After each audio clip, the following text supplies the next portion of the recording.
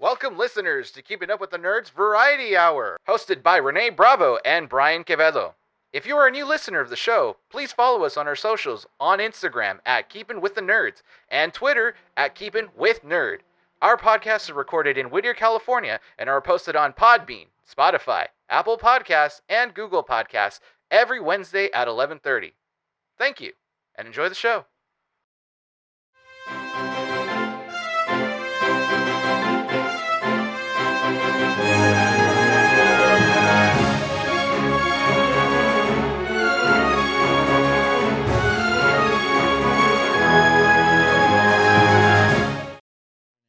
Surprise me because you keep telling me every time, and I don't like that. What?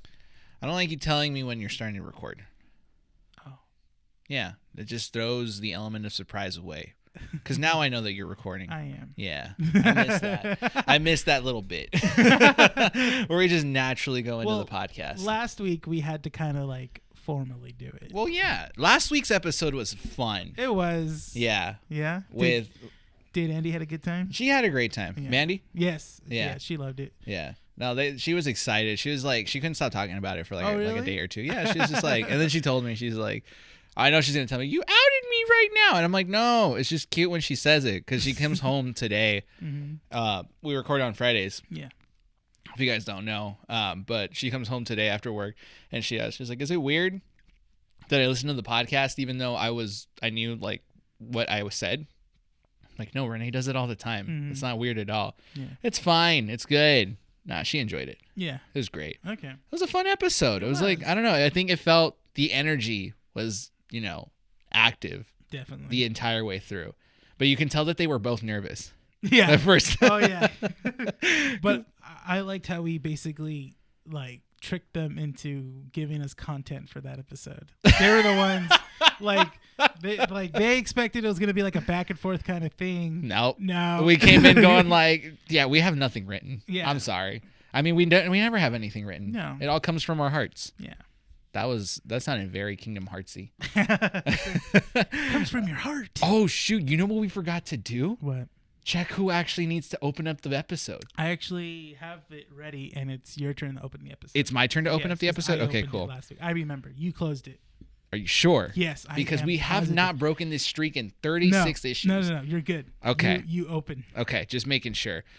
Before we actually start the podcast, I want to do a couple shout outs to people. Go ahead. That, told me that they listen. So, one, shout out to our buddy Eric. Yes. He constantly listens to our podcast. He messages us this week. Yes. Pretty much, I think, in the last 2 weeks, basically saying that he needed to catch up because he's been busy with some stuff. Hey, that's fine. Yeah, that's great. But we appreciate the support, Eric. We love it. And we love you messaging us and telling us like certain things that we weren't even aware of. Yes. We actually shout him out in this week's WandaVision episode because he pointed out a small detail that we didn't notice and we thought it meant nothing. Yeah. If you're interested in knowing what that detail is, go watch the video on our YouTube channel. Yeah. Shout out to you, buddy. But thank you for constantly supporting us and giving us the listen as well. And, shouting us out as well, too, to anyone that hasn't listened to our podcast. Also, shout out to Nick Valero. Yes. Ran into him at Frankincense here in I think La Puente. Yeah. Yeah. And it was just out of the blue. Like literally, like I didn't even know because I just heard, "Hey Bryan." I'm like, "What the heck, dude? Who's talking to me right now?" He said hi, and he said that he listens to our podcast. And he has a podcast of his own. The Waffle Press. Waffle Press. We'll have a link for their podcast down below. It'll be in the description. Yes. Great podcast. But it was a pleasure seeing him again because I haven't spoken to him since I believe Adam West's the lighting of the bat signal in LA. That's the last time I saw him. Ago. Yeah, that was the last time I saw him, and I ran into him there as well. It wasn't like we met up there. That's funny. I just ran into him there. I always run into him, which is great, but it's always great to see him because I feel like no time pretty much lapses between, when I last saw him. Hopefully he comes on this podcast. I think that'll be fun. That'll be fun. He'll get the message after this, but we do want him because once the Justice League movie comes out, we'd really love to have him. That'll on. Be fun. He's a great person to talk to. Huge Batman fan too. huge Batman fan. Everyone we know is just a huge Batman fan. Except me. I like Spider-Man. I love Spider. I love Batman, but you know. Last shout out, my friend Eddie from work as well. He stopped me this week and said that he's been listening to our show as well. Oh, that's so cool. Which was weird because I was just like, oh shoot, I didn't even know people from my work listened to it. And he basically said that he really likes the podcast because he feels like our conversations are really genuine. Mm-hmm. He doesn't feel like anything's written. And so that's one thing that I always love about doing a podcast, especially with people, is it's just a conversation. That's what it is. Yeah. It's you're just listening to someone's conversation because people love to listen to conversations. It's what we do. It's the background voices. Yeah. Like sometimes you just really want to just listen to something in the background. Mm-hmm. But he was saying that he just really loves the fact that we can hold a conversation and it doesn't feel forced and that we have really great chemistry. Yeah, we're just not sitting here like, so what else to talk about? Yeah, no. And that's exactly what we wanted to aim with this podcast. We're 36 issues in, and the only reason we haven't stopped is because we work really well together. We want to make sure that we continue this podcast, not to just deliver news and stuff like that, but our reactions and thoughts and, our personalities. I think we've mentioned this in several issues already. We want to sell our personalities. That's what we want to make sure we put out there. Because there's plenty of nerdy podcasts out there. But we want to make sure that we stand out because of who we are, not the news that we deliver. Because to break news, that's something that's difficult. Yeah. We literally need to be like in a recording studio the moment something gets released and be like, guys, this is coming out. This is it. And then just release it on the spot. But thank you guys, everyone I've shouted out for listening, our constant listeners as well. We appreciate you guys. We've noticed that there's been more of a consistent trend in, viewership or, listening to our podcasts. And we really love the support.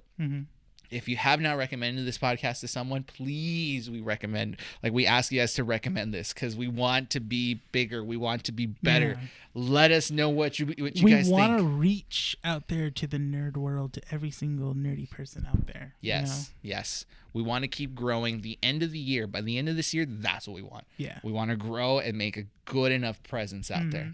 Like I said, the flyer is done. We just need to distribute it. I know. And the business cards, as soon as I get time and WandaVision kind of starts to die down and I can get the edits done, we can get that stuff out right there. Now, it's just stuff is just really, we're trying to be relevant with everything that's happening. So we don't want to put anything on the back burner, but unfortunately that had to be one of those things. It had to be one of those things where we had to put on the back burner. But we're also having fun doing the Wanda. Like this episode that we just recorded for the WandaVision one. We said it was going to be a short recording session. No, yeah. And that ended up being almost 2 hours. But honestly, that was like the most fun I think we've ever had recording because it was just recording little bits that we've always thought about doing, but we actually did it. That's why I think I'm legitimately excited for this next bit is that it's everything that we thought we wanted to do and record and we actually did it. Yes.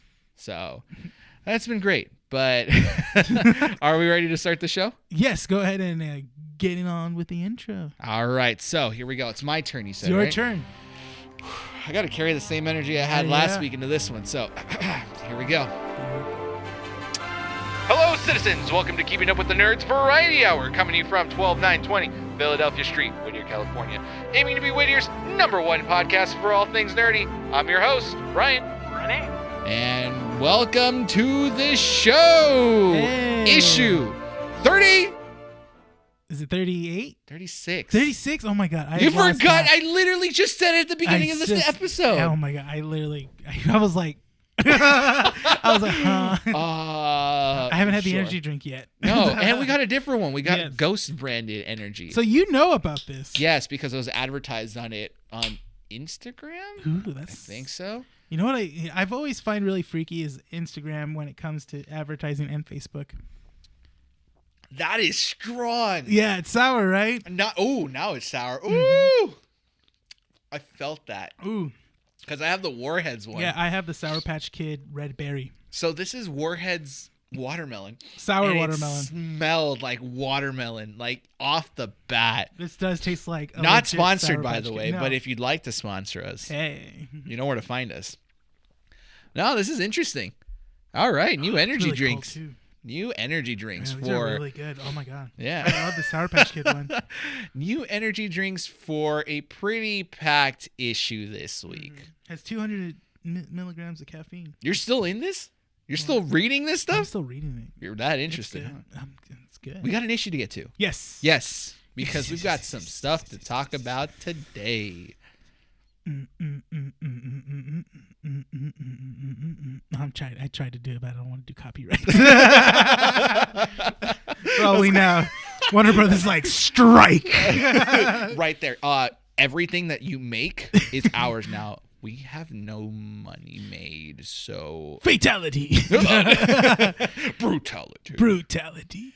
Mortal Kombat gets a trailer. Oh man! Wow. Mind you, the night before the trailer came out, we got the posters, the character posters. Oh man, which were even beautiful. I loved how they had all the characters. They had like 6 or 7 characters. They had so off the top of my head, they had Scorpion Sub-Zero, Melina, yes, Sonya Blade, yes, Jax Kano, Raiden. Oh, Kung Lao. Liu Kang. Yes, you said Liu Kang, I think. No, I haven't. Oh, okay, So Kung Lao, but Liu Kang. I think that's it. That's it. Maybe. Shang-Chi? He was Shang Tsung. Shang Tsung? Shang Tsung was in there. Shang Tsung, yeah. Yeah. I think that's it. And that's the original guy from the old movie, right? That they got? Shang Tsung? No, I don't think so. Okay. I don't think it's the same Shang Tsung. Maybe. I don't know. I have to double check. I thought the actor that's playing Sub-Zero, Scorpion, was going to be Shang Tsung. I thought that actor was going to play Shang Tsung. Shang Tsung. That's the guy that has like the powers, right? Your soul is mine. Yes, that. Yes. Right. No. I thought he was going to play him. No. The They're two actor different that's playing characters. Scorpion right now. Yes, they're two different characters. Okay. Two different characters. But we got a trailer, which, holy crap, man. Yeah. I've had to watch it like 4 times. I've watched it every day so far. Did it hit you? Okay, because for me, I didn't get the hype until maybe my second or third view. What won me over in the first viewing of that trailer was Sub-Zero cutting Scorpion, blood coming out, grabbing and freezing the blood, turning into a blood dagger because only Mortal Kombat will do that. Where he's like and stabs, and I'm like, that was G. I was like, That was G. I was like, what? I'm in. I'm like, yes. I was like, but and then obviously like the cherry on top of that was just hearing Scorpion going, get over here, and It was weak. Well, it's because it's the actor, you know, and he has a muffled mask. He's basically saying how everyone else is talking now with masks on, and you know, I mean, yeah. I liked it. Yes. So give me your initial reactions. You said you got the hype. I got the hype at that part. At that part. It bought It bought me at that part. Okay. I got excited when I see Jax's arms shattered into a billion ice pieces. I was like, whoa. And then they're showing blood in the fight scenes. I was like, yes, it's rated R. It's a red band trailer, so we got a bunch of gore, or not gore, but blood in it. Mm-hmm. I loved the fighting in it. I loved Kano was great. He had his little lines that he had fun with. And Kano stuff. is probably, I don't like Kano in Mortal Kombat. I think he's gonna be the not fan favorite, but just like everyone's kind of like when he's on screen, you just know ridiculous crap is gonna happen. Yeah, he's gonna be ridiculous. but he sounds so well. Like he actually sounds like how I would think Kano would sound like. Yeah, with the accent and everything. Yeah, It's great. It's so okay. For me, like I said, I had to watch it 3 times to get the hype of this trailer. For me personally, it's because in all the teasers that we saw, there was no mention of Johnny Cage. No, I'm sorry, but Johnny Cage is probably, is that your favorite character? in a way. Okay. It's just because he's so cocky and such an asshole. No, I like that too. Yeah. I get it. Like Scorpion's cool. You can have your okay. Let me start off by saying this before I go on. Okay. Yeah. I'm a Mortal Kombat fan. Yes, you are. You're out of the two of us, you're the biggest one. But I'm not going to say I am the top tier Mortal Kombat fan. I think you know your game lore pretty well to an extent. Once we get to the anthology series and some of the PlayStation 2 games, like I dropped off. Well, it got messy around that era. Yeah, so I went to like 1, 2, 3 because my dad showed me that as a kid, which you shouldn't have. But I ended up fine. I'm fine. You know, nothing wrong. Yeah. Right. Hopefully. And I dropped off after the PlayStation 2 era, and went back when Mortal Kombat 9. That was pretty much when I started to have my own consoles and the ability to play these games again. So Mortal Kombat 9 is when I went back into it.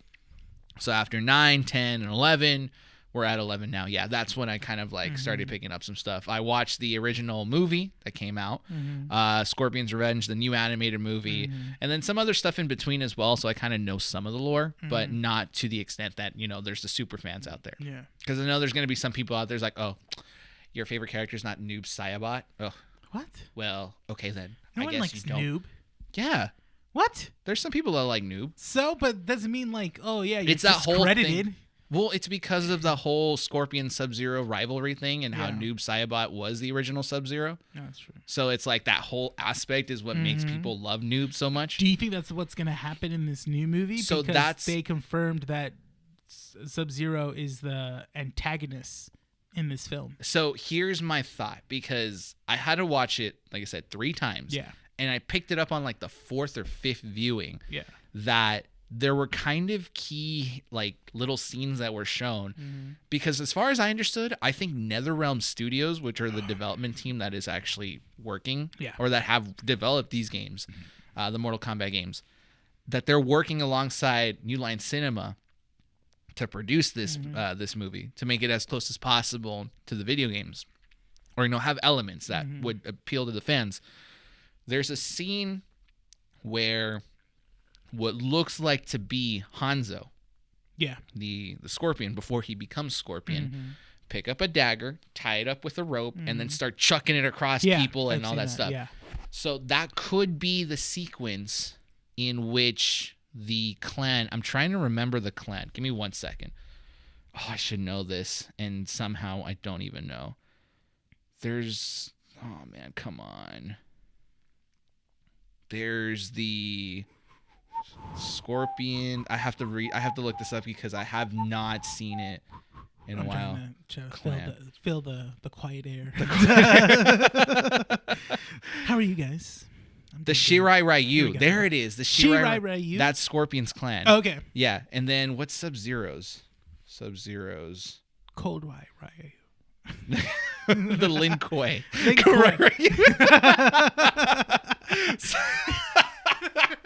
So the as shivering Ryu. So as far as I know, okay, the whole reason why the rivalry between Scorpion and Sub-Zero exists is because the Lin Kuei went and pretty much killed and massacred a lot of the Shirai Ryu. Yeah. Right? Including Hanzo's son and his wife. So I'm assuming that that scene is the Shirai Ryu, or Hanzo, excuse me, fending off the Lin Kuei. Oh, okay. And we possibly see the death of Hanzo when the sword pierces through the wall and then goes up and the splatter of blood appears there. That could be the end or the death of Hanzo. Yeah. Okay? So there's that sequence. The other part that kind of gives me the idea that there's more characters that could be revealed once we watch this movie is there is another ninja that pops up in smoke. Yeah. So that's where I'm starting to think that it could be Smoke. And then there was another one that was like in the ceiling. You saw like a hand, but it was like the Ermac. Oh, okay. Maybe.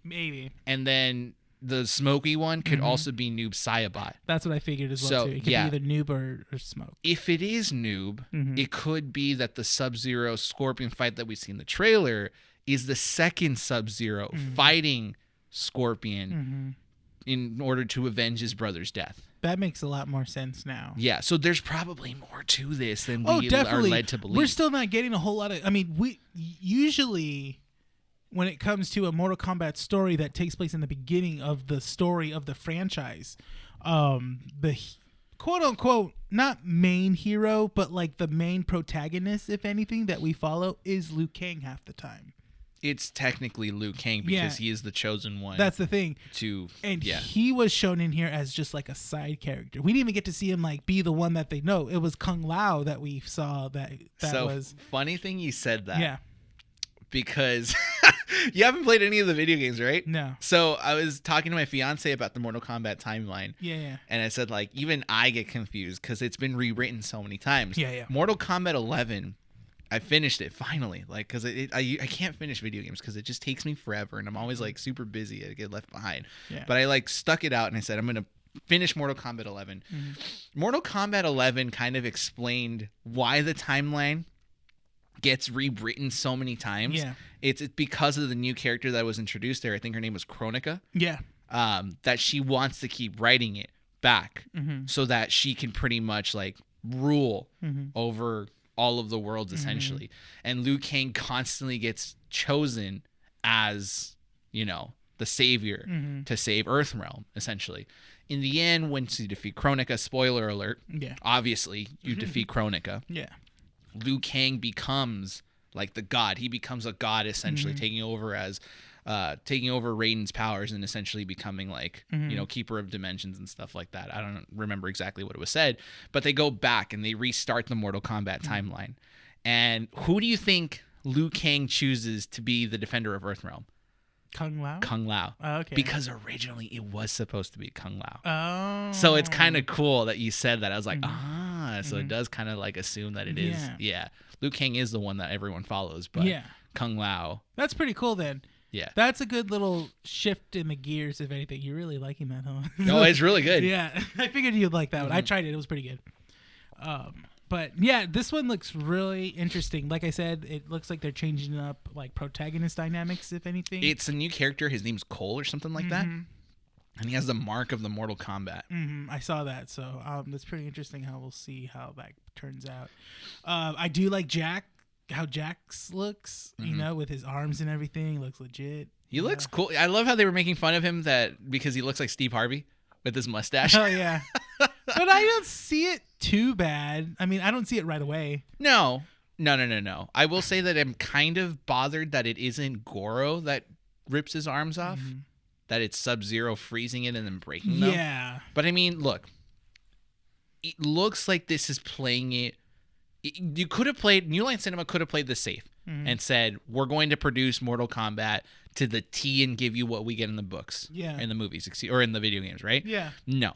They're going to make a new storyline. Which is good. I mean, I think that's what fans need. It looks like what they're doing is like they're, like you said, they're changing things around a bit, but at the same time still keeping true to the heart of it. That, you know, we're following all these characters to go to a tournament and they have to fight to save Earthrealm or just to kind of like save humanity in a way. Yeah, and then like you said before, it does feel like there's still a lot more characters that need to be revealed. I feel like we're gonna obviously see Shao Kahn. We're gonna see Shao Kahn. Shao Kahn was teased in the trailer. Yeah, you get to see. He looks dope. It was like a statue. No, it was him. It was him. I think so. It looked he like looked a fleshy. statue. There was some fleshy stuff in there. Okay. Yeah. Shao Kahn looked legit. And looked dope. I was and like, then heck and then when Liu Kang brings out his little fire dragon move, I was like, oh, that's awesome. Yeah. Like, that's awesome. That's dope. But that fight scene between Scorpion and Sub-Zero is really fun to watch. That's going to be the big one. Yeah. I think that might be one of the bigger ones. And I really hope, I forget who's directing this, but I really hope that they focus a lot on the fights and they don't kind of like cheese out on them. Like I want like action sequences where we get like bones breaking and you know, necks sliced and arms lost and stuff. Yeah, speaking of characters, by the way, I forgot Goro was shown in there. Oh yes, and Goro looks pretty dope too. He doesn't look fake. No. He doesn't look like he's out of place in the shots. He looks like he's in there, which I like. So the visual effects look really cool. That's another thing I'm kind of liking is the visual effects look not bad. They look pretty good. Yes.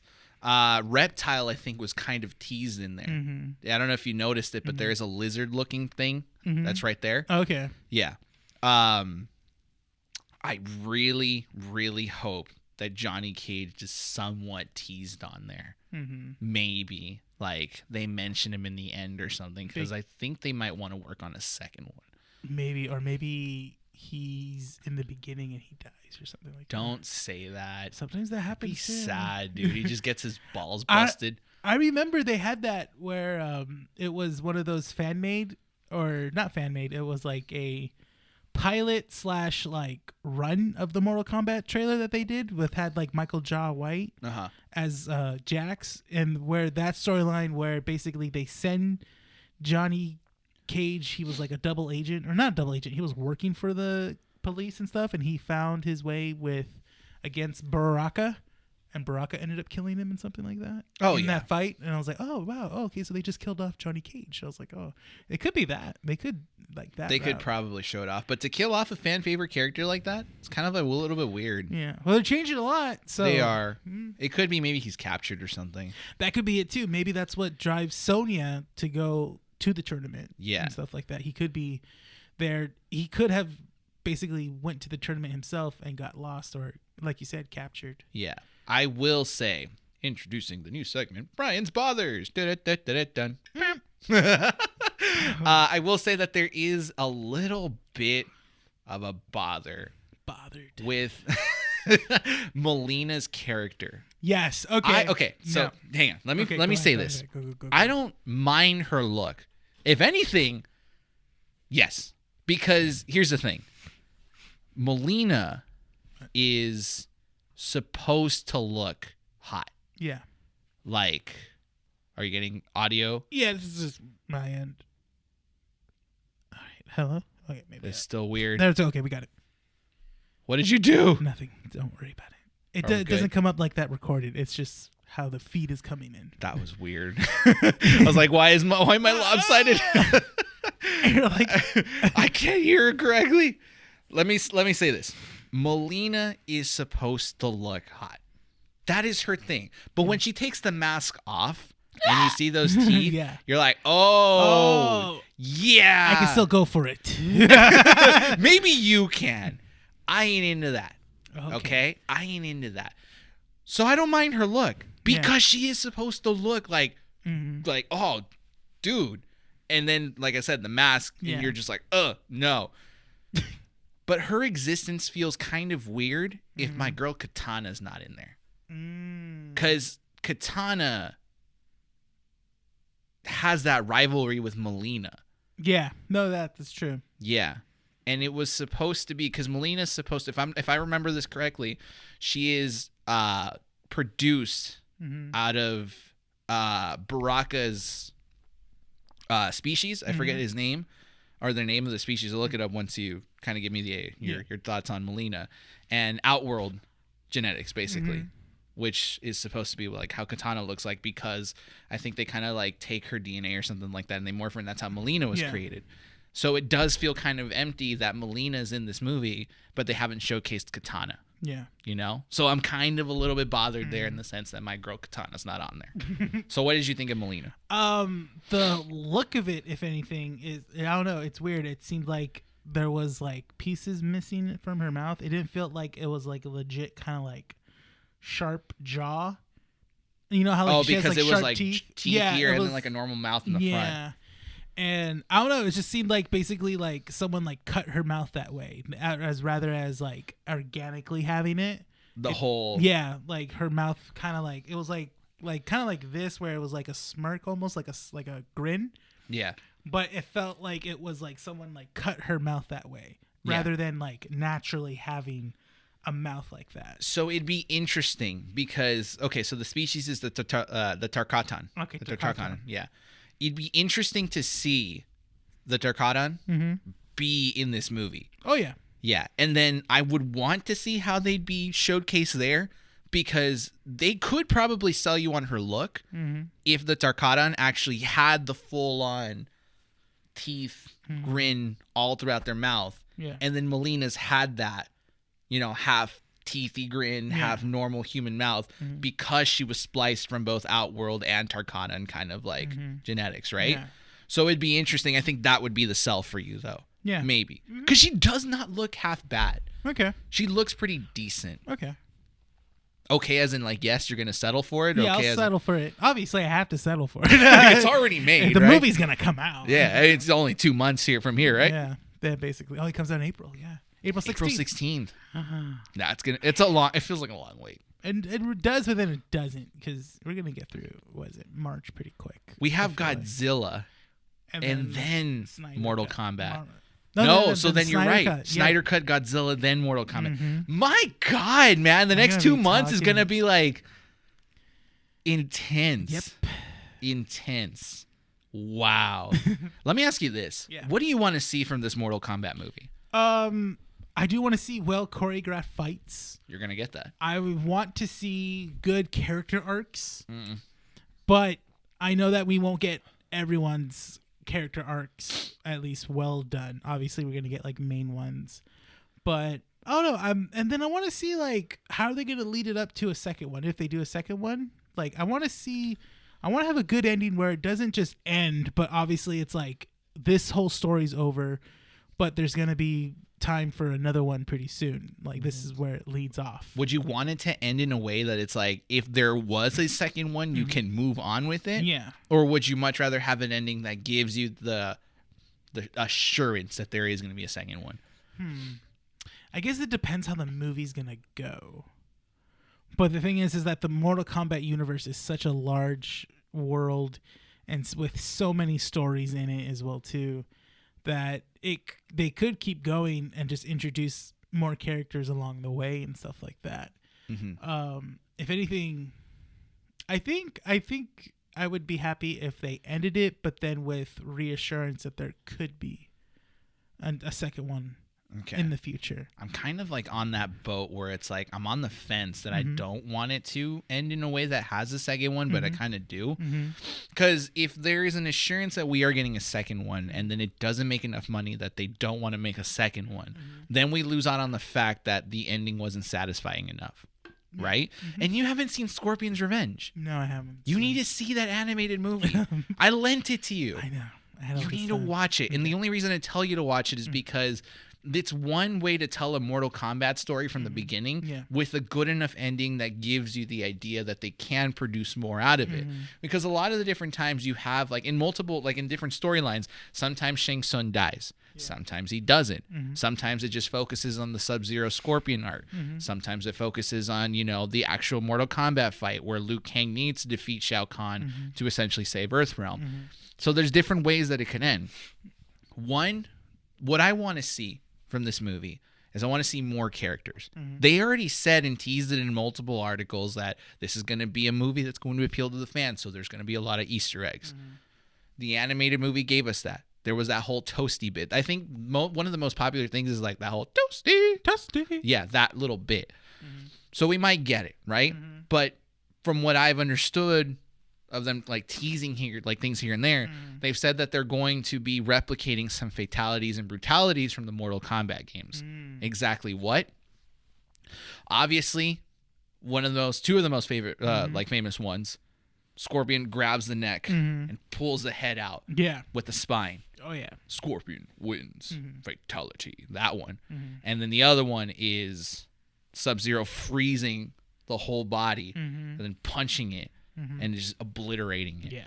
Right? So there's that. But there's also a lot of different brutalities as well. The difference between the brutalities and the fatalities is that the fatalities, if people don't know, fatalities are finishing moves that essentially like rip apart. Kills the character. Well, they're already dead. Yeah. But like, not just kills, but like meat grinder kind of status, right? And the brutalities are done right before you finish the character, but it's a more brutal, I don't know how you could describe a more brutal thing than fatality, but it's like a sequence of like moves that ends up being a lot more brutal for the character. Yeah. If that makes any sense? No, I get it. Yeah. Yeah. So they're going to be introducing that sort of stuff.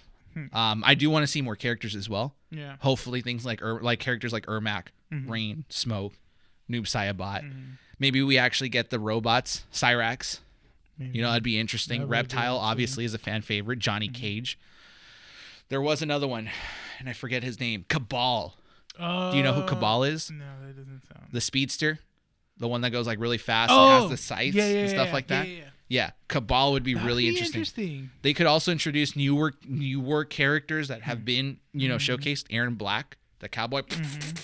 He'd be really cool to kind of have there, showcased as well. Yeah. Baraka, we haven't seen yet. No. But they probably will showcase Baraka. I have a feeling like Johnny Cage, Baraka, and Katana would probably be characters that they don't want to show off yet, but probably will need to be shown off in the movie. I think so, yeah. Yeah. And in terms of the ending, I mean, they can't kill off Shao Kahn easily. No. I don't think Shang Tsung dies. There's no reason to. I kind of wish. I feel like Liu Kang will die. That's happened in stories before. You can't kill him off too quickly, though. Yeah. Because he is the one chosen to win Mortal Kombat for Earthrealm.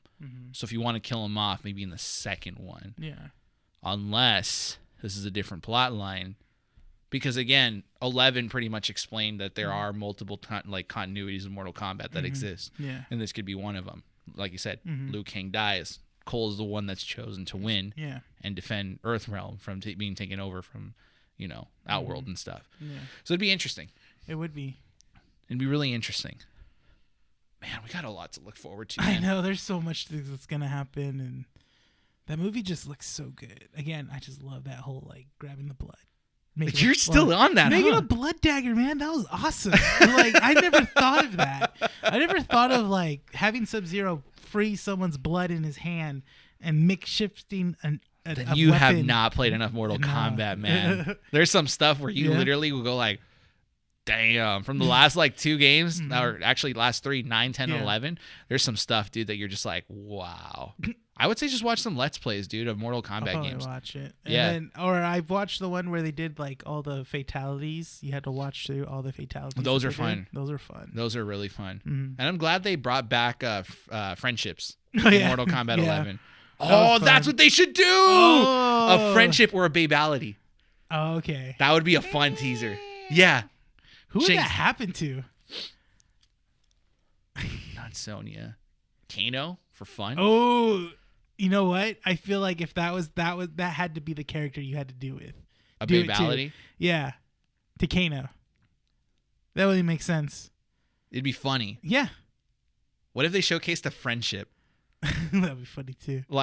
Cole is fighting another character and he extends his hands as friendship. And they just say, yeah, exactly. It'd be interesting. Friendship. Yeah. I don't know.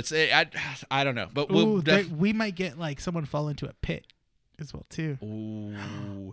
The spikes. Yeah, that's what I'm saying. As we talk more, we keep thinking of more things that we can probably see. Yeah, because now you think of environment as well too. The different acid pit. Oh yeah. Yeah. That'd be awesome. Wow. There's a lot of stuff that they can actually be using for this. I feel like they would do one of those things. Either the pit or the acid pit or the spikes. Yeah. They have one shot. This is the one shot they've had in more than 20 years to give us a decent Mortal Kombat movie. Yeah. Not to say that the 90s Mortal Kombat movie wasn't good. It's a cult classic. Yeah. I love that, even though it looks like crap. Even Annihilation? The second one? No, we're talking about the first one. Okay, good. No. We're talking about the first one. Reptile looks like a joke. Raiden's played by a white dude. I know. They recasted Raiden. Yeah, which was great. Yeah. No, that's fine. That's fine. These characters look like they should. The first movie that came out in the 90s, that has its charm. Yeah. But this one looks okay, now we're in serious mode. This is where we have to sit down and be you, the Mortal Kombat fan, you get to enjoy this. Have you also noticed that there's more people coming out as Mortal Kombat fans because of this? Oh, yeah, definitely. And it's since when did you like Mortal Kombat? My sister's boyfriend is a huge Mortal Kombat fan. Really? Yeah. He loves Mortal Kombat and Dragon Ball Z. Okay. Those are his 2 main things. Okay. I have a feeling that most Mortal Kombat fans aren't willing to come out and say that they are Mortal Kombat fans because it's kind of a weird thing to like. It's a weird fandom, if anything, because there's only the video games. That's it. There's no other medium. But remember, that caused a lot of controversy with its violence. So when it first came out, it only makes sense. All right, Mortal Kombat. Mortal Kombat talk, guys. Yeah. But Rene, you're excited for another trailer? Yes, I just saw it right now, which was like, I was kind of like going through. I was like, there's got to be something else. There's got to be. And then I saw that they dropped a Invincible series trailer. This is your realm. So we talked Yeah. Mortal Kombat for me. Yeah. I want to talk Invincibles with you because Yes. you've been excited for this for the last couple months. Yes, because I really like this character, and I really like this whole arc of a story that he's always had and stuff like that. If you guys don't know there's a comic book series. The show Invincible is based off a comic book series, which is done by the writer/comic book writer of The Walking Dead, Robert Kirkman. And he created this series, I think, a little before Walking Dead came out, called Invincible, where it's basically you follow a teenage superhero, but this is not your average teenage superhero. He has like basically all the powers. He comes from a superhero family. His dad's like a big time superhero. And he gets all of his powers from him. He basically has the powers of Superman minus like heat vision and cold breath, X-ray vision. He just has like super strength, can fly, super speed, and he is invincible. He can hardly be hurt. Okay. Unless it's someone of equal strength or greater power. Can he die? He could die, yes. Okay, so he's of not otherworldly. invincible. No, but he's of like on Earth he is invincible. It's just otherworldly things, unworldly things that can potentially, like Superman, like if Darkseid punched Superman, obviously Darkseid's gonna hurt Superman. Or the magic green stone. Kryptonite. But yeah, so that's what the series is about. Invincible becoming later on in his life, he fights these villains and fights these big threats, and the whole point of it is that Robert Kirkman writes it as if this is a kid if he had all the powers of Superman but all the characteristics of Peter Parker. Rene, you can't say that. Yes, I can. Rene, it's already done. Yeah, but you're gonna get someone mad. They're gonna be like, "How dare you? Don't ever compare anything to Peter Parker." I would laugh so hard if you get a knockback. Right? Is there anyone on this side? No, I don't think so. Okay. Renee, don't insult good writing because the Spider-Man comics are so bad. And they cry about it because they don't like Spider-Man and Right. they actually liked Invincibles. But no, that's the thing, and that's what makes the series so great. That's why I like it, is that whenever he fights someone or takes on a villain, or there's an arc where he has to fight an army of something, he gets hurt. He gets bloodied up. He gets broken bones and stuff like that. He's actually getting hurt. His costume gets all blood and tattered up and stuff. It's a very bloody comic as well. When he punches someone, you see the blood come out of their face or mouth or something like that. It's almost not realistic, but it's like basically like if you punch someone with super strength that can hold it, obviously there's going to be some sort of effect from it. I was going to say this sounds like Kick-Ass, but it doesn't. It does, but it's Kick-Ass dialed up to 10. Basically, think of it as like, okay, it's a Superman story, but with all the bloody goodness of Kick-Ass. And it's a coming-of-age story. Yes, it's a coming-of-age story where, this kid finds out more about his lineage than he knows and stuff like that, because there's more to it in the comic book series. I haven't finished it, but I remember there was like a secret that the dad was withholding from him and stuff early on in the comics. It's really interesting to see this come up, and I'm seeing a lot of it too, where some comic book readers are picking up the Invincibles trades and saying like, oh well, time to read this since this is coming out. It's interesting because like sometimes you look at these sorts of like properties and don't think that something can be made out of this. Then you get an animated movie and people are all of a sudden picking it up again. Oh yeah. How long ago did this come out? Invincible? Let me see. I can do really check with it because it's been out for a long time. And they're just making an animated movie. They just made it, which is weird. It's funny because this came out before Walking Dead, and Walking Dead's old and too. Walking Dead came out a while ago. So let's see. It's not a 90s thing, is it? Or early 2000s? No. It's early 2000s. Let me see. Oh, it's telling me where the comic of those animated show comic. Here we go. So the comic got published in November 2002. Oh, in early 2000s. Well, that's early 2000s. So yeah, so basically, Invincible got his first appearance in another series called Tech Jacket, And let's see. It was first appearance, Tech Jacket, Invincible #1 came out later that same year. Yeah, Invincible came out. No, it came out in 2003. So it's still been around for a long time. 2003. So it's been out for what? Is it still going or is it over? 18 years now. It's still going? It's over now. It ended in 2 years ago. Yeah. 2 years ago. Yeah, it ended almost 2 or 3 years ago. It's been over for a while. That's not a while. 2-3 years ago is not a while. Yeah, but it just ended. So that comic book had a run of almost 15 years. Yeah. Robert Kirkman wrote all of it? He wrote all of it, yeah. No way. So he wrote The Walking Dead and The Invincibles? Mm-hmm. At the same time? At the same time. Those were his two main things that he was writing. And when he got more and more well-known, he had to write other stuff. So he was actually ending Invincible in them. Invincible was the first series that he was going to end before he ended Walking Dead. I remember there was this whole thing that when he ended The Walking Dead, people hated Kirkman for it. Because he just ended it. Yeah. I remember that he promised 5 more issues, and then after I think it was supposed to be reaching to issue 200. They were leading up to issue 200. Then he stopped at 97? 97, I think it was maybe 93. 193. It was one of the two. Let me see. Last issue of The Walking Dead.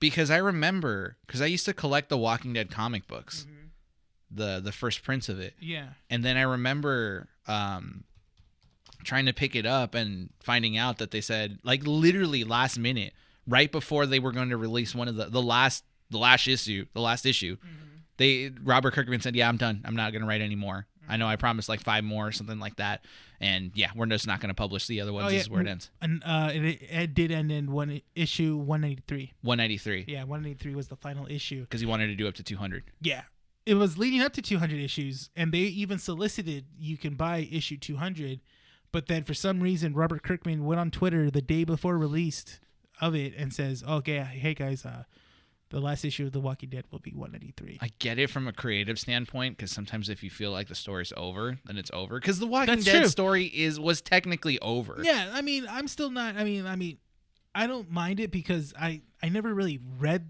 The Walking Dead all the way through. I stopped as comic book wise. I stopped after they killed the governor in the comic book series. Okay, so you stopped before I did. Yeah. Yeah. Look, I get it. If you feel like your story's done, it's done. Because a lot of these writers from the publishing company, I understand sometimes they kind of tell them hey, you need to keep writing up until this issue number, and you need to figure out if we might be interested in making you write some more. But at the same time, it's from a collector standpoint, it's if you've already promised 7 more issues and you say, yeah, I'm done the day before it's supposed to come out, then you have, comic book stores, freaking out because they didn't order enough, and people freak out. That happened to us where we got told that day, it was oh yeah, that's the final issue. And it was well, we didn't prepare for that. So yeah, we can only give 20 issues. Yeah, we only ordered enough to compensate for pull list people, and then also a couple of people that called last minute.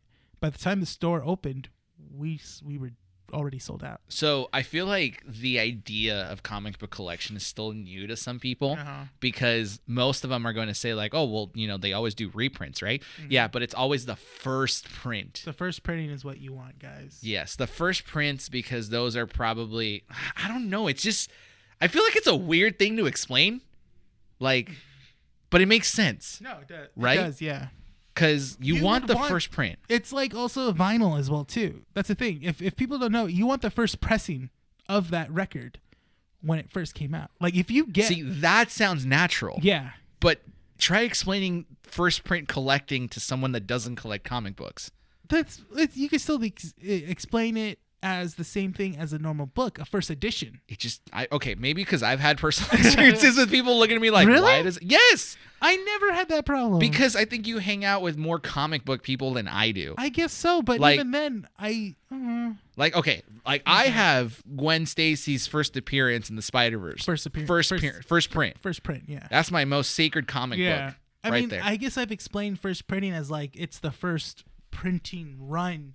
And if there's mistakes, that's the one. That's the one you want. Yes. Yeah. You want... Do you want mistakes in your comic books? Yes! It makes it fun. Yeah. You find a comic that has a misprinting issue and or a callback issue because of there was something wrong with the comic book, that's worth a lot of money. But you don't end up selling it. That's not the point. It's monetary value that you feel in here. There was an issue, I think it was either X-Men Gold, where it was like the first two issues, or first one or first two issues, where the artists made a racial slur on one of the buildings that had to do with Jewish people, and he drew it in until people, and then no one noticed it until it finally came out. When that made publicly known, they did a recall. All comic book stores had to send back all of their books. They couldn't not sell it anymore that day. So people did buy it for like a matter of time. But that comic book is probably worth something now. That's great. Yeah. That's, I mean, no, that's bad. That's bad. No. Yeah. No racial slurs in art. Yeah. That's bad. Yeah. It was like a racial slur or term that was used against Jewish people. But it's not what you think, guys. It's another type of term they used. Yeah, exactly. Like, it's bad because it's terrible. But as a collector, like, you have that piece. Yeah. That essentially is like, this was made. Yeah. And this artist is a dickhead, for doing what he did. Oh yeah.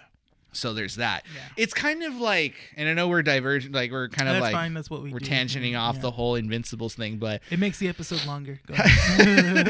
Have you seen those TikTok videos of people throw away their Cara Dune action figures? I haven't came across those. I've gotten there, and I laugh because there's some people that have all these Black Series figures of Star Wars, like they're all unboxed, and it's so great to see them on their shelves. And there's this one where the kid grabs the Cara Dune action figure and throws it in the trash can. I hope that the kid just did it for clout. Yeah. On TikTok, and he actually just took it out of the trash can. But you have to be on a whole other level of stupid to throw that out. So I had not the exact same thing, but I remember this was like a couple of years ago. So if you guys don't know, my girlfriend is into makeup and makeup artists and makeup palettes that happen on YouTube. One infamous makeup guru or makeup person is Shane Dawson and Jeffree Star. Oh, well, yeah. So Jeffree Star is, if you guys don't know, he's a huge makeup person. He has his own company, makes his own product, and his makeup palettes are expensive. They're like $60 to $70 a palette, just a makeup eyeshadow. No, I know. I watched the whole series when my fiance was really watching it. So it was not bad though. It wasn't bad. It was interesting. It was actually really well shot and well edited video. I give the props to that. Shane Dawson has an eye for this. Yes, definitely. Yes. So when Jeffree Star this was before the conspiracy palette. Oh God! Before the Shane Dawson palette, and basically Jeffree Star came into some heat. I think he said like a racial slur back in the day. Oh, I remember that whole controversy. Yeah, that he always has controversy. I don't know why people get shocked. So he said like a racial slur that had to deal with the bad N-word, and good way of putting it. Yeah. Okay. And so on TikTok, people were throwing away his palettes, burning his palettes. My girlfriend sat there and said, "You are literally throwing away your own money. If you bought that, you are dumb because you literally threw away $60 or $70 just to do that. Yeah, you wasted your own money essentially." Yeah. She goes, But it's not about the money. It's about the message. It's the message. Okay, the message is you just wasted your money. You just gave him $60 for the palette. Yeah, like even though like, oh yeah, I'm not gonna support it. Like, fine, don't buy his products. Yeah. But you're willing to buy his products, show it, and record yourself destroying it or throwing it away. Like, how's it just doesn't make any sense. It doesn't. No. So when I hear people do that, when they throw away their stuff because of a person represents to them, represents what they hate because of a controversy. When you told me that someone threw away their Cara Dune action figure, I was like, you just throwing away your own money. I mean, it's a Black Series, action figure, so it's like $24. But still, like, but look. You could just I'm thinking, put it away. I'm going wrinkled brain here, okay? Yeah. I'm going full on wrinkled brain.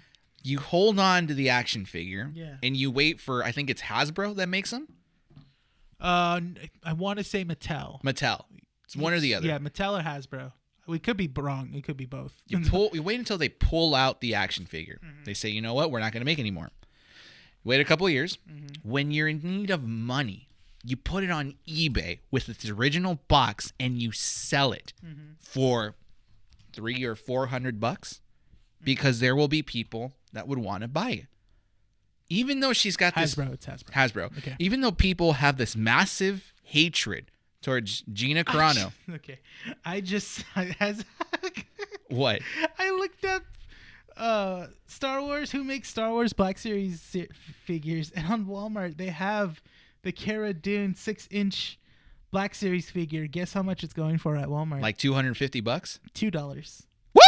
I'm gonna get one. I totally get one. Dude, it went from 1987 to $2 now. I would get one because I would want to hold on to it so that it becomes a rare figure. The Mandalorian with his first prototype suit, or I guess his brown suit, is $32.50. Oh my god! Black Series figures are expensive, dude. Yeah. Yeah. Oh my god! Return of the Jedi Black Series figure Luke Skywalker is $99.89. No, this stuff is expensive. God, but it's just a Black Series figure. Oh, Rene. Carbonized Boba Fett. Rene, it's expensive. You're going down a rabbit hole you might not come out of again. I already buy SH Figure Arts figures. If you guys follow my Instagram, I bought that Thanos for $75. The one I put on Instagram. Yeah, that I was playing with. That was $75? $75, and that Iron Man, $80. Because it's imported from Japan. But they're really articulated beautifully. I could do any pose with them. Any pose. I mean, maybe because I don't collect them anymore. I still play with toys, so yeah. I mean, it's worth it. I have helmets at home and I put them on, so I get that. Mr. I'll spend so and so amount of money on special editions on video games. Yeah. Because I like. Okay, yeah. See, no, we can't hate on each other. Yeah, we understand. Cyberpunk. Yeah. How much did you spend on that? I don't want to say. Okay. $250. Oh my god. No, I didn't think you were gonna say it. I'm also spending $250 on the Mando blade. Well, yeah, me too. On the Black Series? Yeah. I mean the Darksaber? Yeah. Yeah, I'm getting it through here. Are you serious? Yeah, I'm getting it too. Are you serious? Oh, yeah. So I'm getting one. And you're getting one. Yeah. Yes! Of course I'm going to get that. Of course. Luckily, Susan was able to get it one for me. They're hard to get. When she had to buy it, she had to buy like only a certain amount. Only for me and then for her husband. But that's as many as she could have gotten. Let me tell you something real quick, okay? Yeah. I know we've diverted way out of the Invincibles, they're okay? They're fine. The listeners are like intrigued at what we're saying. Let me tell you how many lightsabers I have at home. This will be my first Black Series figure, too. A Black Series lightsaber that I get. So, I have Anakin Skywalker's, the blue one, that was then given to Luke, that then he lost, that then Rey got. But we all know that's Anakin's, okay? I have Darth Vader's red lightsaber. I have Yoda's green lightsaber. I have Obi-Wan Kenobi's blue lightsaber from A New Hope. Luke Skywalker's green lightsaber from Return of the Jedi. Kylo Ren's lightsaber, which is badass. And now the Darksaber. Oh wow, that's pretty good. I want to get Ahsoka's blades. I want them too. Yeah, or at least her hilts. No, I want the full-on blades. I know, but like I know that you can buy them from like the not Disney store, but like Downtown Disney. Yeah, you can buy her blades, but they're expensive. Her hilts. Yeah, but they seem worth it. They're so dope. TBH, I want Rey's from the Rise of Skywalker, the yellow one. It looks dope. Don't like her character, but I like the lightsaber. And we went from the Invincibles to Star Wars to lightsabers. Can we go back to the Invincibles? Oh, Do you remember where we left Oh off? my God, no. But That was let me probably take the a quick- longest. What are you taking a photo of? You took a photo right before we were recording. I'm taking a photo of me showing that I'm recording. Oh, for my were podcast. you on Instagram this whole time? Yes. Recording? Yes, I can double task. Are we done with the Invincibles I topic? think so, honestly, because we're about to hit an hour, actually. Wow. Yeah. That was short. That felt so short. No, What but we the heck? gave good like saturated content. I think We It was went good. we went way out of hand Yeah. with some of the topics, but Well, like not okay. So again, guys, we literally kind of scrounge around for content for you guys to talk about. Mortal Kombat was going to be the main thing, but it ended up being like the shortest thing we've talked about for Mortal no, Kombat. I think that was the longest one Was it? Okay. because it was about like 25 minutes, Mm-hmm. and then this tangent off to like another 25 minutes. I think it was even. Yeah. I think it was even. But in terms of the Invincibles, just to wrap it up, Yeah. it does seem like an interesting story and narrative. Like you said, I think that whole appeal to where it's like, it's a coming of age story about a kid with Superman's like powers, essentially trying to figure out his way around the world and who he is. I think it's really appealing. And I feel a lot of these stories now kind of sell. Back then, I mean, it sold, Yeah. but you don't get that a lot. And especially with the MCU and the DC EU, these movies are more of like superheroes and heroines out there with like awesome powers Yeah. and like fighting and all this other stuff. And then seeing this is kind of really refreshing, especially going back to it, So I think it's a good time, and I love seeing the interest that a lot of people have. So yeah, I'm into it. I'm gonna be watching it. I'm so down to watch this. I'm really excited to see where this is gonna go. I want my Invincible all bloodied up and battered and Yeah, you beaten got up. really hyped when he got beaten to a pulp in the trailer. That's That how was it a is in little the creepy. comics, man. That's how it in the I don't know why. I love to see my superheroes all beaten up, and they're like, oh man, like. But it just shows like how their spirit is. You know, Yeah. they're like, no, I might be like to the break of dying right here, but I'm still gonna fight you as much as I can to my last breath. It's always I think it's like funny to see how good storylines come up when superheroes are kind of at their weakest point. Yeah. Peter Parker getting beaten up by Colossus. Yeah. In issue 9 of AVX. Batman has had it before plenty of times. There was too. plenty of times. There was even, I think there was a storyline called like Venom where he took these pills that gave him super strength and he got addicted to them and stuff like that. But the first time he came across a obstacle where he needed super strength, it was in the beginning of it where there was like I think there was like debris or a big giant rock onto someone in the sewers, and he basically couldn't do anything about it and tried to lift it up as much as he can just to nudge it to get someone out, and he couldn't do it, and I think they died. And that was really cool stuff. So I don't know. It's always cool. interesting. Yeah. It's interesting. So I don't know. I'll definitely be watching the Invincibles. How many trades are there for our listeners that are interested? Oh man, Is there a lot? I think there's 23 trades, but Oof. what's great about it is that each single trade is called after a family TV show, sitcom show. You told me about that. Yeah. So like the first one's called Family Affairs. Then there's like 8 is Enough, which is volume 8 and then they did like Family Matters. Yeah, that's the first one. Family Matters. Then they did I think they did like Charles in Charge. Oh no, Step by Step. It's cool. It's really cool that they name it, and it goes along with the story as well too, which I like. They're pretty thick issues, no? Yeah, they're pretty thick trades. They're pretty good. So that's gonna be a long read. Yeah, but a great read, if anything. All right. Really good. Recommendation then. Yep, Keeping Up with the Nerds recommendation, guys. We haven't had those in a while. I know. Invincible, guys, check it out. If you guys are in the Whittier area, come by Undercity Comics to get them here. We actually have all the trades here, but we only have a few amount of like number 1. So hurry in and get them as soon as you can. Yeah. Or just go to your local comic book store. If you guys are not in the Whittier area, go to your local comic book store and ask about Invincible. Yeah. It's I'm definitely gonna read it once I finish Watchmen. That's still a long trade. What episode are you on Watchmen? I haven't seen the show. I've just been reading the trade. Oh, that's right. Yeah, but it's like I said, it's too long of a trade to read. Like the thing about Watchmen, and I feel like especially with trades, sometimes when they include like special content in the middle, it's like you really have to pay attention to everything. And I found myself going back to Watchmen. Yeah. Like if I finish an issue Yeah. of Watchmen in the trade, I find myself going back to reread certain parts and pay attention to things, and then reading the things in the middle of it and then going back again. So one of the things that Alan Moore I respect, but at the same time, I do see what you mean when it comes to reading it, is that he loves to saturate his comic books with heavy dialogue, which is fine. But at the same time, you have these characters that are super interesting and stuff like that, and you want them to do more than just talk.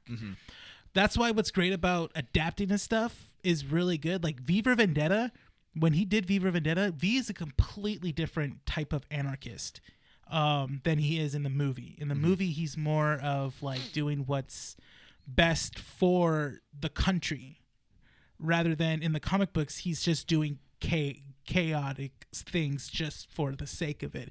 Not necessarily a villain, but just to prove that a person can do this. Yeah.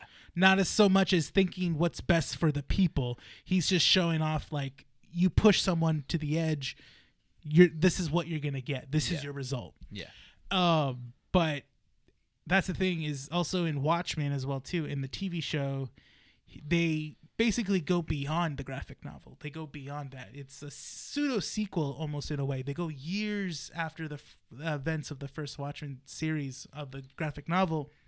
But again, Alan Moore never liked his stuff adapted. That's why he never wants to be credited for any stuff that happens. If it gets adapted to a medium or any sort of media, he says, "Don't take my name out of it. I don't want to be associated." It makes sense. Yeah, he doesn't want to be associated with it. Well, because his original creation is that he doesn't want to be, if it gets thrown around, he doesn't want to be credited with that. And no, I get that from like a creative perspective. Which I understand, but at the same time, I think it's just like, come on, man. Like, just know that they're not necessarily labeling you as like, you did this part of the medium. We're just want to credit you where it came from.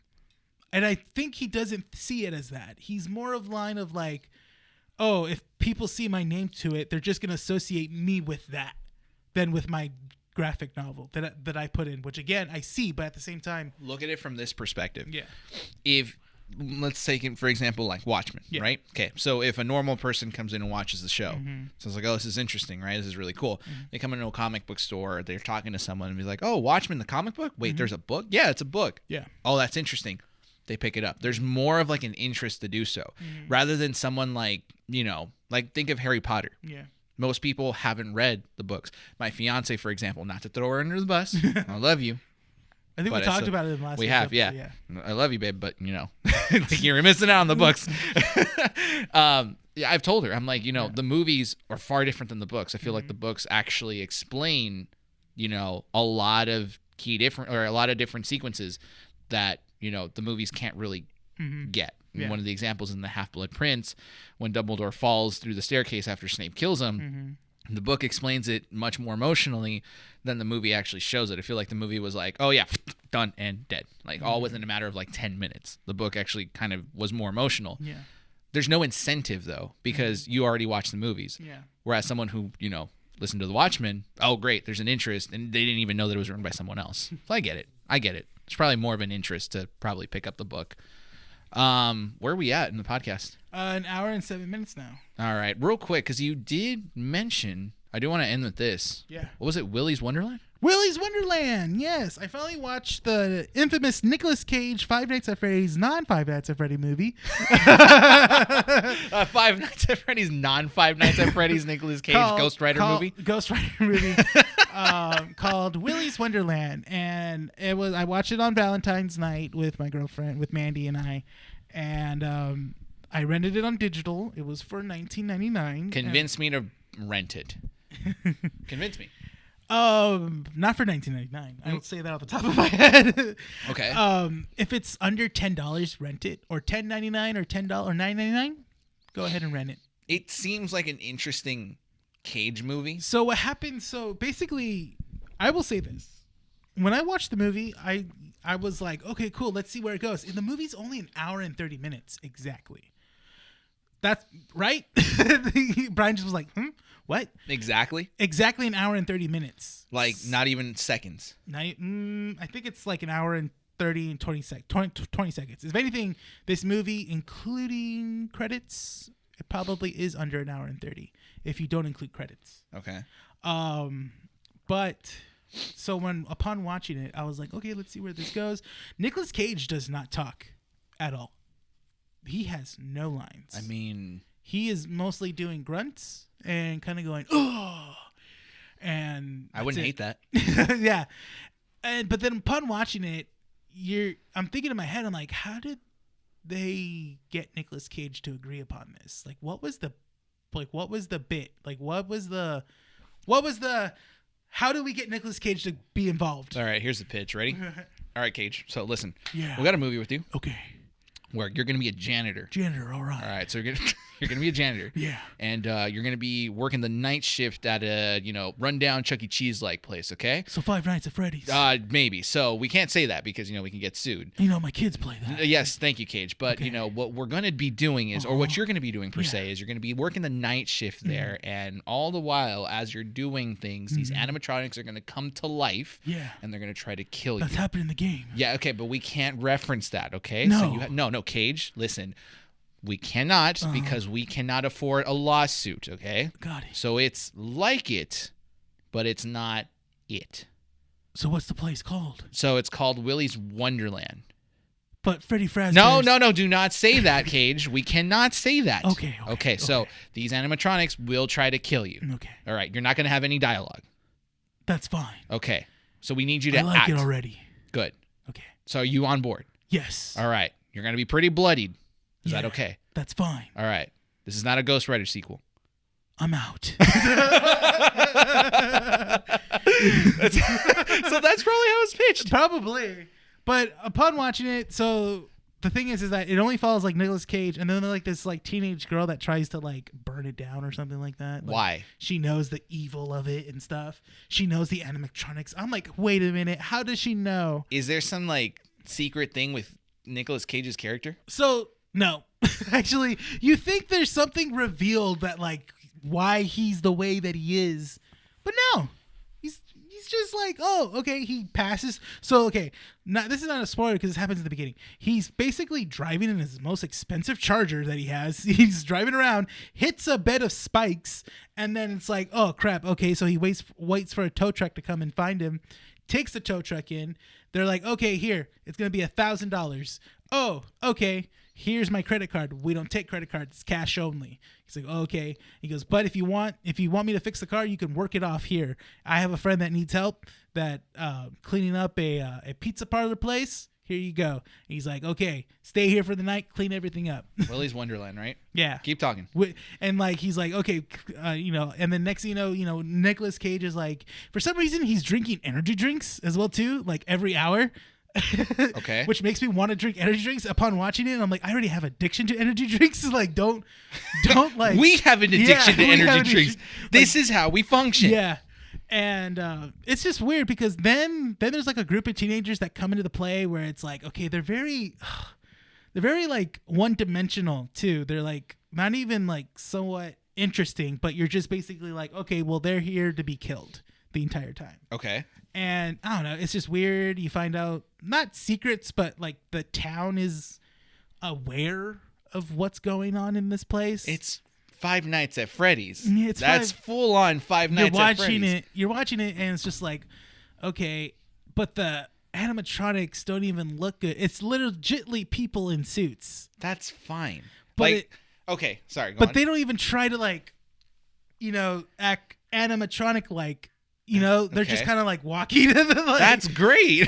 But it's not, I don't know. It's just weird because like. How much you want to bet? Actually, I got to look at the production, like the like the amount of money that was spent. Because I think most of that money went into getting Nicolas Cage. And they're like. How can we get Cage to be on here? I want $20 million. I want $20 million. That's 90% of our budget. I am Nick Cage. All right then. I did Ghost Rider and National Treasure. I said we have to steal the Declaration of Independence. And you're hired. It's like, okay, let's see. It felt like basically they knew that if they got Nick Cage, that would be the selling point of this budget movie. was $5 million estimated. No Wikipedia. way. So that makes sense, and that's freaking fantastic. Oh, so man. now I want to watch this because this movie literally looks like garbage. It but is. That's fine. That's the thing. I think what makes me discouraged about it, because I had to pay $20 to watch it. And I get it. We're in a pandemic, guys. Ticket sales are not happening. But you got to know that if I'm watching a low-budget horror comedy It needed to be that on. includes Nicolas Cage, I don't want to pay more than $20 for it, you know? $5 million for a low budget movie, then you're probably right. Mm-hmm. And I want to say that about 50% of that was probably to bring in the Cage. Yeah. And then the rest was like, okay, we can like makeshift stuff here. That would be interesting. Because I the would blood- now want to see how much. The blood that they used for the animatronics, it was like oil. Well, yeah, because they're animatronics. But then that's the thing too, is that the reasoning behind the animatronics and why they are the way they are, it was strictly ripped off from Five Nights at Freddy's. That's the thing. They dope. didn't even try to like discourage from it. The only thing that's different from Willy's Wonderland and Five Nights at Freddy's are the name. Is the name. That's it. So it's interesting because now I kind of get the feeling, one, that about half the budget was probably spent on Cage. Yeah.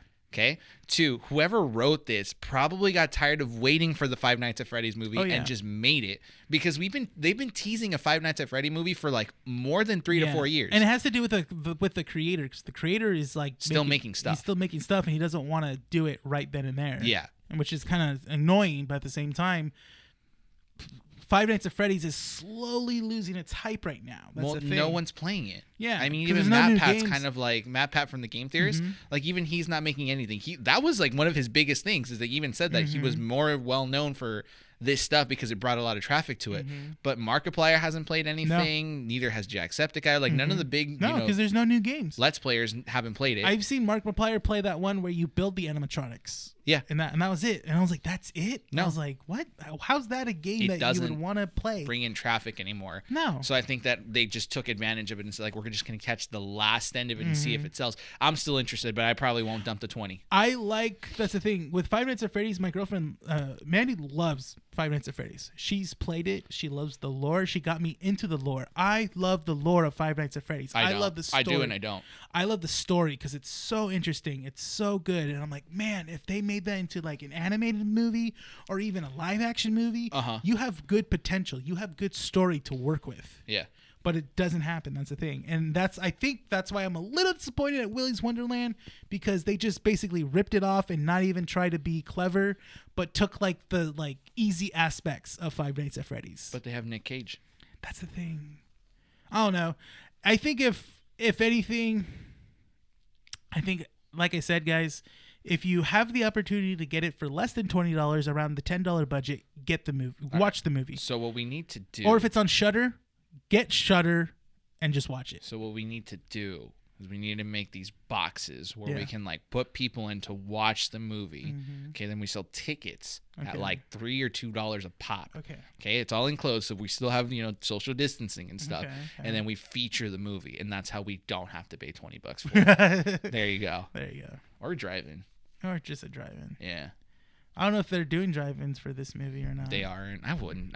I mean, it said that the estimated, box office for this is 107,000. Oh my god! It's not even going to make it. That's not even going to try to make $1 million. No. Wow. I mean, it's not. It didn't come out in theaters, and it wasn't advertised the way it was. So that's really cheap too for a movie that's like $5 million. That's a really low budget. If you guys don't know, that's a super low budget. Yeah. $5 million just goes into like the technical stuff for the film. I would have hired. But I mean, if it's $5 million that they're giving them, yeah, you do need a big name actor, and then try to work your way around production stuff afterwards with whatever. Because you got to think of how to advertise your film. Yeah, they didn't advertise it. No. No. But it was just basically like hearsay. Like, oh yeah, Nicolas Cage is going to be in a Five Nights at Freddy's kind of movie, but not really Five Nights at Freddy's, but he's going to be in a movie like Five Nights at Freddy's. And there's also talks that he was also in a movie that was basically how the Tiger King was. Right? Oh yeah. They're still making that too. Man, all these weird movies. I get we're in a pandemic, but relax a little bit. Know, yeah. This one though, I'll still watch. Yeah, but check it out. But like I said, check it out when the price goes down. Yeah. Or if you have the chance to watch it for free, watch it for free. There you go. We're ready to wrap this up because I know we're at like an hour 20. Yes. All right. So I know this is a little bit longer, but we wanted to. It's been a while since we produced a longer. Yeah, we wanted podcast. to put a longer episode out there. Yeah, there was a lot to talk about. There's still BlizzCon that came out this week. There were a lot of different trailers for different movies that were coming out, but I mean, I think we just talked about what interested us most: Mortal Kombat, Invincible, Star Wars, and Willy's Wonderland.